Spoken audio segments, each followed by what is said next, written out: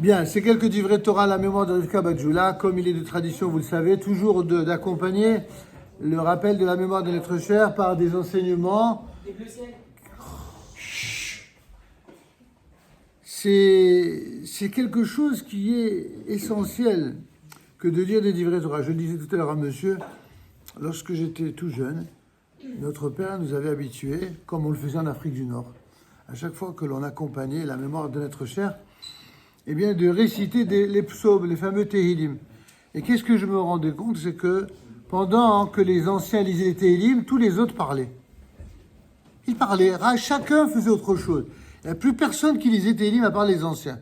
Et je lui disais à mon père, mais papa, à quoi ça sert de lire les Tehillim? Si tout le monde parle et tout le monde raconte sa vie, à quoi ça sert? C'est juste pour faire du bruit. Alors mon père, qui était un homme sage et très patient, il lui dit, bon, tu sais mon fils, tout le monde n'a pas eu la chance d'apprendre, comme toi. Et quand les gens, ils s'ennuient, alors il faut qu'ils fassent autre chose. Je lui dis, d'accord, mais je lui dis, ils peuvent parler dans un bistrot, ils peuvent parler au travail, ils peuvent parler... Pourquoi dans une synagogue ils parlent? Il me dit, bon mon fils, tu verras, tu grandiras, et tu verras. Et bon, il a eu raison, évidemment, et j'ai appris. Et j'ai appris une chose, et c'est pourquoi je rebondis, je rejaillis sur ce qu'on a dit tout à l'heure, cher monsieur,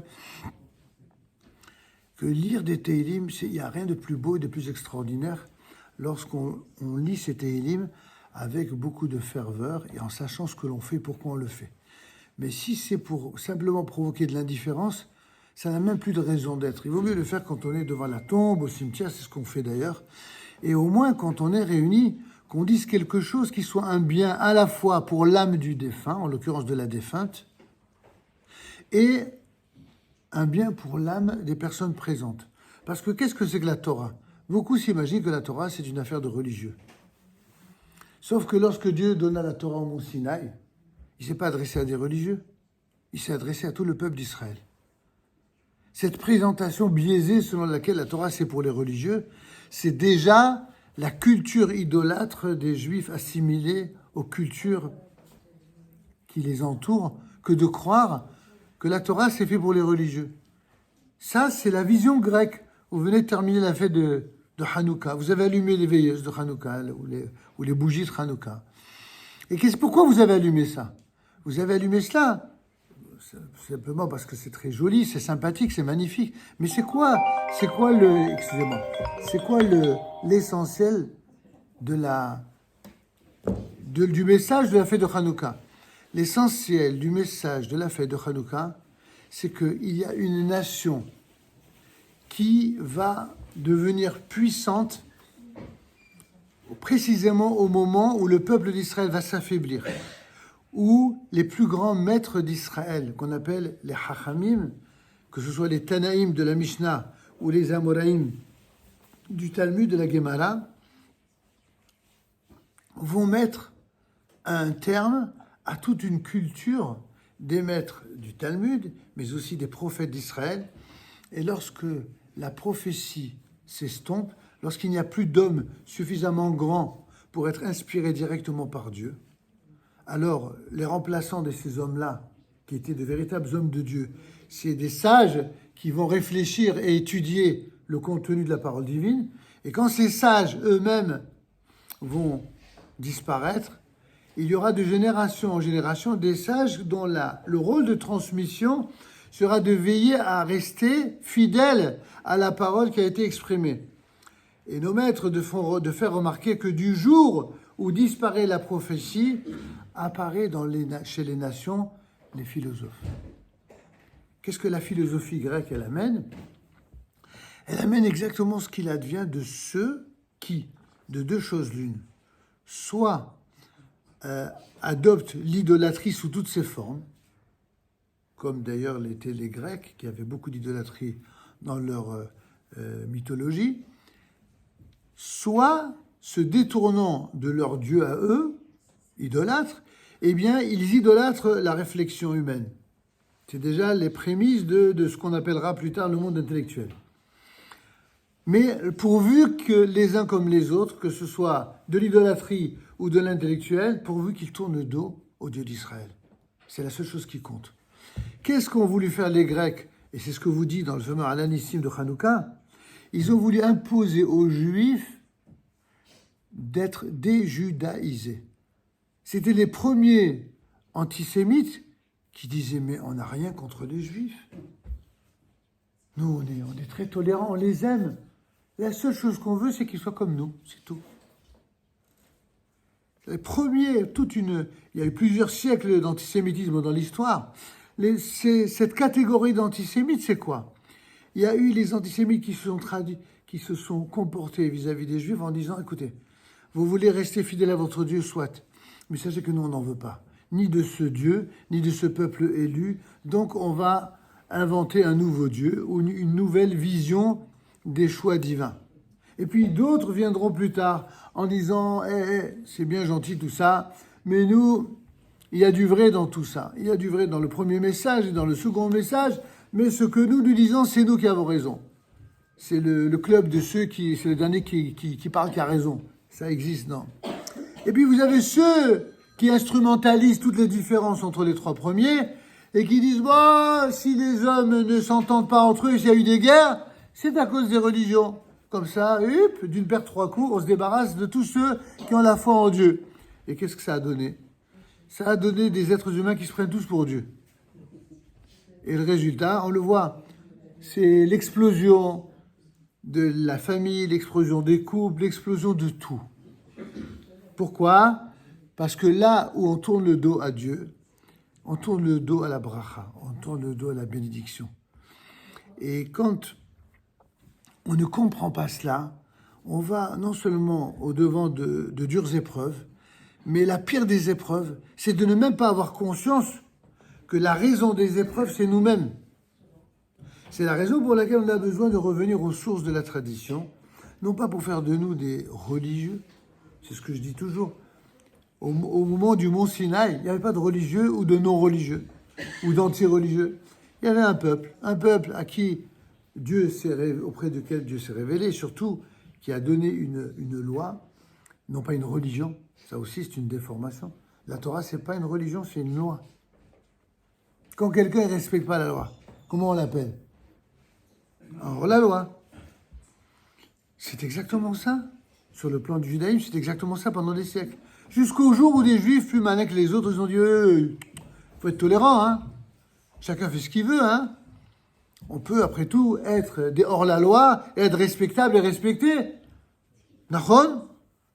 Ça a donné une grande multitude d'extrémistes dans le monde, dont la plus belle illustration sont les insoumis. Les insoumis à la loi, c'est ceux qui soutiennent aujourd'hui les terroristes. C'est-à-dire que quand on se veut insoumis à Dieu, insoumis à l'intégrité, à la moralité, on en vient à prendre des raccourcis, ces mêmes raccourcis qui nous amènent à démontrer que lorsqu'on tourne le dos à Dieu, finalement, non seulement on tourne le dos à la bracha, mais finalement, à la limite, ce ne serait pas ça le plus grave. Après tout, si quelqu'un ne veut pas de la bénédiction, on pourrait dire que c'est son droit. Mais ne pas vouloir la bénédiction, c'est une chose, mais engendrer soi-même la malédiction autour de soi, c'est autre chose. Nous, on n'a rien contre ceux qui pensent Dieu d'une manière différente, qui le pensent d'une manière chrétienne, d'une manière musulmane, voire même d'une manière absente de divinité. Mais si quelqu'un, au nom de son Dieu, dans quelle que soit la langue d'ailleurs, ou au nom de son idéal philosophique, il en vient à être le porte-parole de meurtriers, d'assassins, ou le complice, alors ça donne quoi, cette soi-disant ouverture d'esprit? C'est exactement ce que les Maccabim ont voulu exprimer dans l'histoire. Les Maccabim ont dit, ces gens-là, ils sont venus dans notre terre, ils sont venus coloniser la terre d'Israël. Les Grecs, avec l'alliance des Syriens, ont décidé que désormais, la terre d'Israël, bien qu'elle fût donnée et promise par Dieu à Abraham, à Isaac et à Jacob, viennent les Grecs et disent non, c'est la loi du plus fort qui est toujours la meilleure. C'est pas les Grecs qui l'ont dit de cette manière, mais ça revenait exactement à la même idée. Et donc, ils ont dit non, c'est nous qui avons la force et la puissance, donc vous allez faire ce qu'on vous dit. Et depuis les Grecs jusqu'à aujourd'hui, avec d'innombrables variantes, c'est toujours ceux qui sont les plus forts qui veulent imposer ce qui est vrai à ceux qui sont plus faibles. Ça s'appelle le terrorisme. Le terrorisme, c'est ça. Le terrorisme, c'est de dire, si tu fais pas ce que je veux, alors je vais te pourrir la vie, toi, ta famille, ta communauté, ton peuple, ta nation, jusqu'à ce que, après le harcèlement idéologique, tu fasses et tu te soumettes. C'est exactement cela. Mais tous les terrorismes, c'est pas uniquement le terrorisme islamique. C'est tous les terrorismes. Le terrorisme islamique, c'en est un, c'est vrai, c'est le plus malheureusement présent et le plus actuel. Mais le terrorisme idéologique, rouge, le terrorisme idéologique des syndicats, le terrorisme idéologique de tous ceux qui sont minoritaires dans une population et qui veulent imposer à la majorité leur vision. Et si vous ne le faites pas, on va créer idéologiquement tous les ressorts philosophiques idéologiques permettant de vous, qui êtes majoritaires, être considérés comme au contraire, vous, des extrémistes. Et ça marche à tous les coups. Vous savez pourquoi ça marche à tous les coups? Parce que c'est ce qu'ils ont fait avec les Juifs. Depuis la nuit des temps, c'est ce qu'ils ont fait avec les Juifs. Les Juifs, nous étions les moins nombreux. Mais nous avions un autre avantage, si je puis m'exprimer ainsi, une loi qui venait directement de la Torah, d'Akadosh Baruch Hu. Viennent, dans un moment précis de l'histoire, viennent des idéologues et dire « Mais oh, pour qui vous vous prenez ? Vous êtes les moins nombreux de la terre, vous allez imposer votre loi à nous tous. » Alors que jamais le judaïsme s'est imposé aux nations. Le seul peuple sur la terre qui n'a jamais imposé sa loi aux autres, c'est le peuple juif. On a voulu, dans l'histoire des nations, nous massacrer 1000 fois pour nous obliger à nous convertir tantôt au christianisme, tantôt à l'islam, tantôt au laïcisme moderne. Il y a toujours des gens qui font des groupes de pression pour minorer le rôle du peuple d'Israël, pour tout faire pour que ce peuple-là soit, en quelque sorte, le peuple méprisé. La Torah méprisée, la terre méprisée. Toujours, il y a toujours eu ça. Et qu'est-ce qui va finalement prouver et démontrer, si besoin était, que ce peuple-là, quand on dit qu'il a été choisi par Dieu, ça ne veut pas dire que ça a été un peuple chouchouté. Il y a mieux pour comme peuple chouchouté. Le peuple qui a été le plus honni, le plus haï, le plus méprisé, le plus massacré, c'est un peuple chouchouté, ça? Non. C'est un peuple qui a été choisi pour une mission. Et ceux qui acceptent une mission, quelles que soient les conditions dans lesquelles ils l'ont acceptée, une fois qu'ils l'acceptent, ils ne peuvent pas. Vous savez, c'est un peu comme le fameux truc de Mission Impossible. Une fois que tu acceptes la mission, tu dois aller jusqu'au bout. Sinon, c'est foutu. C'est la même chose le peuple d'Israël. Le peuple d'Israël, il a mis la montagne, Dieu a mis la montagne du Sinaï sur la tête des enfants d'Israël. Il a dit, écoutez, si vous acceptez la Torah, cool. C'est bon pour vous, c'est bon pour l'humanité. Si par malheur vous remettez en cause votre devoir d'exemplarité par la Torah, ça va vous coûter très cher. L'humanité va vous pourrir la vie. Et en fin de compte, vous finirez par faire ce que moi, Dieu, j'ai décidé. Mais ça va être très très long et très douloureux. Et ça fait 4000 ans que ça dure. C'est-à-dire que le devoir d'exemplarité, ça n'est pas simplement un devoir de conscience morale. C'est rien d'autre que quelque chose de vital, non seulement pour que le peuple d'Israël vive, mais pour que les nations du monde finissent par comprendre que leur propre salut, leur propre paix, leur propre idéologie d'aspiration au bonheur, elle ne peut se réaliser que si nous-mêmes nous assumons ce devoir et ce rôle-là. C'est-à-dire que non seulement ils doivent cesser de nous empêcher d'être nous-mêmes, mais au contraire, si c'est intelligent, ils devraient tout faire. Un jour, j'ai dit ça d'ailleurs au maire du 8e arrondissement. Il a pris avec un peu d'humour, même s'il m'a regardé de travers après, mais c'était une réunion, vous savez, pour la nouvelle année, il réunissait tous les prêtres, etc. Et il m'a accueilli d'une manière très bizarre. Il a voulu me provoquer, lui qui avait grandi dans une école catho-intégriste. Il a commencé à vouloir me faire une leçon de morale en me disant Monsieur le rabbin, très honoré que vous preniez la parole pour la première fois parmi les prêtres de l'arrondissement. Et je dois dire que je suis très pressé d'entendre votre bonne parole, vous qui représentez l'amour de la vérité, l'amour de la paix, et avec ce qui se passe en Israël. C'était à l'époque d'une tifada ou j'en sais rien. Et il me met ça, il me demande de prendre la parole pour dire des mots gentils. Et il me met devant tout le monde, il me demande fait accompli en me disant, quand vous dites ce matin, ce serait bien que vous disiez quelque chose pour la paix là-bas avec la Palestine.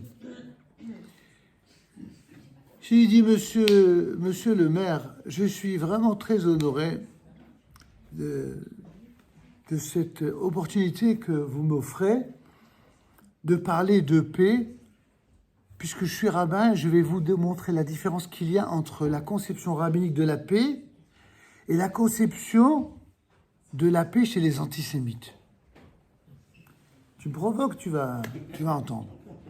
Vous savez, les antisémites, en général, à chaque fois qu'ils parlent de paix, c'est lorsqu'ils empêchent les Juifs de se défendre ou lorsqu'ils empêchent l'État d'Israël de faire la loi dans son pays. Ça, c'est les antisémites. Quand les Juifs parlent de paix depuis la nuit des temps, c'est d'être en paix non seulement avec Dieu, mais avec l'ensemble des êtres humains. Et de veiller à ce que le triomphe de la vérité soit aux côtés du bien contre le mal. Et celui qui veut vraiment la paix, c'est celui qui descend à plate couture, celui qui incarne le mal. D'ailleurs, vous qui connaissez le latin, m'a-t-on dit, vous connaissez bien le dicton « si vis pacem parabellum ». Si vous voulez la paix, préparez-vous à la guerre. Eh bien, voyez-vous, c'est pas un rabbin qui l'a dit, mais les rabbins ne seront pas finalement en désaccord avec cela. Si on a affaire à des truands et à des tyrans et à des assassins, alors la seule manière d'avoir la paix, c'est de les réduire à néant pour que le mal n'existe plus. Pour que le bien existe, il faut éradiquer le mal. Il n'y a pas d'autre conception. Alors, je suis très heureux de voir que vous êtes un partisan de la paix. Et puisque, m'a-t-on dit, vous étiez un grand soutien de la cause palestinienne, alors je vais vous donner une idée. Je ne sais pas si elle va vous plaire, mais vous ferez en sorte de m'aider, moi, rabbin, à veiller à ce que tous les Juifs du 8e arrondissement, ils reviennent vers Dieu, vers la Torah, et surtout qu'ils aillent en Israël. Et à la place, je vous recommande d'échanger les Palestiniens, de les amener dans le 8e. Ça a été plus fort que lui, il a explosé. Il me dit, oh, surtout pas. Vous voulez ruiner l'économie de la cité?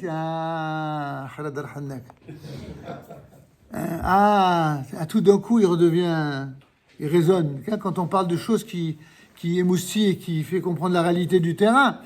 Alors j'ai dit, mon cher monsieur le maire, je souhaite tout comme vous qu'il y ait la paix. Mais pas une paix diplomatique, une paix tout à fait hasardeuse, une paix réelle. Une paix réelle. Vous savez, même parmi nos juifs, il y a des gens qui veulent la paix tout de suite. Ils veulent Shalom Arshav, ils veulent la paix maintenant. Mais quelqu'un qui a la foi, il ne veut pas la paix maintenant. Celui qui veut la paix maintenant, c'est celui qui veut qu'on lui foute la paix. Donc, celui qui veut la paix vraiment, c'est celui qui veut la paix éternelle. La paix pour les générations à venir. Ce n'est pas un égoïste qui pense à lui, c'est celui qui pense aux générations futures. Or, pour que les générations futures puissent vivre en paix, eh bien, il faut que ceux qui incarnent le mal, eh bien, puissent être tout simplement annihilés. Et c'est ce que je souhaite de tout mon cœur. Bon, il se trouve que le message est passé. Beaucoup m'ont fait des grands sourires. Il y en a qui avaient envie de me tuer, mais c'est pas grave. On a l'habitude, quand on dit des choses qui sont parfois déplaisantes. Mais pourquoi je vous ai raconté tout ça, mes chers amis? Parce qu'on vit une période qui est, comme vous le savez, très douloureuse. Et depuis le 7 octobre, les soi-disant donneurs de bons conseils qui, un jour, viennent condamner, n'est-ce pas, les horreurs faites par le Hamas, le lendemain, qui viennent vous dire « Bon, mais il ne faut pas exagérer, de l'autre côté aussi, il y a des civils innocents. » Et ils construisent toujours des arguments pourvu qu'ils empêchent Israël de faire ce que doit faire Israël, c'est-à-dire de veiller à ce que demain, il n'y ait plus de gens qui fassent semblant de parler de paix en préparant la guerre. Et ça, pour ça, il faut liquider les menteurs, il faut liquider les assassins. Il n'y a pas d'autres moyens. Il y a d'autres gens, d'autres idéologies et parfois d'autres religions qui prétendent le contraire, qui prétendent qu'avec des belles formules et des beaux mots et des vœux pieux, on construit la paix. Qu'est-ce qu'ils ont construit, ces gens-là? Qu'est-ce qu'ils ont amené comme paix? Qu'est-ce qu'ils ont amené dans le monde comme paix? Ils n'ont rien amené du tout. Ils n'ont fait qu'engendrer guerre sur guerre, et encore, et encore. Et je vais vous dire mieux que ça. Israël n'est en guerre qu'à cause des soutiens des nations à nos ennemis. Si au lieu de soutenir les propagandistes des nations ennemies, s'il soutenait davantage et réellement le peuple juif en Eretz Israël, eh bien, il verrait que non seulement il y aurait la paix là-bas, mais il y aurait également la paix civile en Europe et en France au lieu de cela. Plus ils soutiennent la cause des terroristes là-bas, plus certains de leurs cousins ici se sentent forts et se permettent de vouloir imiter leurs cousins de là-bas en créant un État dans l'État. Alors il faut qu'ils sachent que tous ceux qui soutiennent l'État dans l'État en Eretz Israël, ils risquent malheureusement, à notre grand regret, parce que c'est pas du tout ce qu'on souhaite évidemment, d'hériter l'État dans l'État ici. Et ça leur pend au nez s'ils continuent ainsi. Enfin, que Dieu fasse que d'ici là, il y ait, comme certains appellent, un sursaut national, un sursaut républicain, et de réelle paix et d'une volonté d'être légitime dans les comportements, dans les pensées, aussi bien évidemment en France qu'en Israël. Et pour terminer par ce par quoi on a commencé, votre maman qui nous a quittés il y a 2 ans, si je ne m'abuse, à l'âge de 75 ans, elle est née quasiment 1 an et demi, je crois, ou 2 ans avant la renaissance de l'État juif. Ça, c'est une symbolique intéressante. Voyez-vous, le peuple juif, après 3000 ans d'exil, finalement, il renaît de ses propres cendres.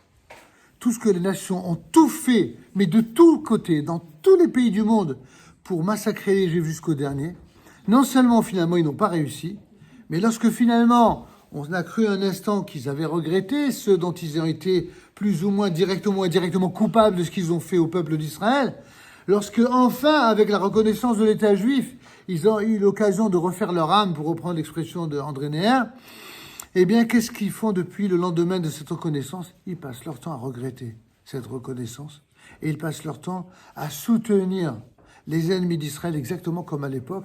Ils nous pourrissaient la vie en tant qu'individus, en tant que collectivité ou communauté. Ils continuent, comme disait un certain écrivain, Israël est devenu le juif des nations. L'État d'Israël est devenu pour les nations exactement ce que les Juifs étaient quand les Juifs vivaient en dehors d'Israël, on leur disait « Qu'est-ce que vous foutez ici? Allez dans votre pays ». Et maintenant qu'ils sont dans leur pays, qu'est-ce qu'on leur dit? Vous avez pris le pays de ceux qui étaient avant vous. Ça veut dire quoi? C'est ça la vraie morale des antisémites. C'est que les Juifs, ils sont nulle part chez eux. Alors ces gens-là, on a une bonne et une mauvaise nouvelle pour eux. La bonne nouvelle, c'est que les Juifs, non seulement ils seront plus que jamais vivants, mais ils n'ont pas l'intention de disparaître. Ils seront plus que jamais vivants et ils apporteront exactement la bénédiction promise aux nations grâce à leur présence sur leur terre. Et la mauvaise nouvelle, c'est que ceux qui se sont habitués pendant trop longtemps à ce que les Juifs sont ceux qui passent à l'abattoir, eh ben, il faudra qu'ils fassent le deuil de cette pensée-là, parce que ce sera plus ainsi. Ce sera plus jamais ainsi. C'est le contraire qui va se passer. Que tous ceux qui sont les associés des ennemis d'Israël, c'est eux qui passeront à l'abattoir et c'est eux qui auront compte à rendre, d'abord dans ce monde-ci et certainement encore plus dans l'autre monde.